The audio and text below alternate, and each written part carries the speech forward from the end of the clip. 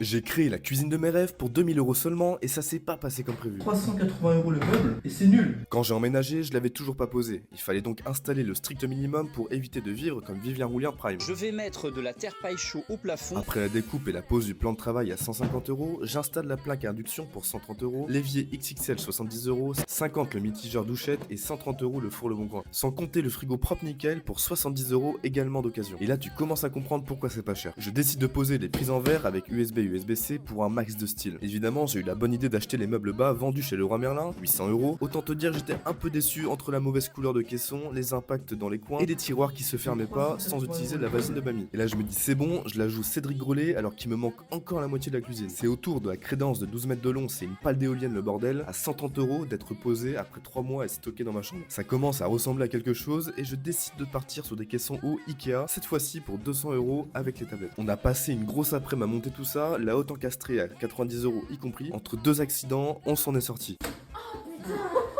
Là, j'étais vraiment content que ça évolue car ça manquait de rangement depuis des semaines. Le temps que je me décide entre les projets en cours, j'ai opté pour des façades Ikea que j'ai wrappées couleur taupe afin de rappeler le mur du fond pour un total de 400 €. Pour un total de 2200 €, voilà le avant-après que tu aimes tant. 6 mois de délai, mais on est sur quelque chose qui me plaît de fou. Alors dis-moi si tu valides.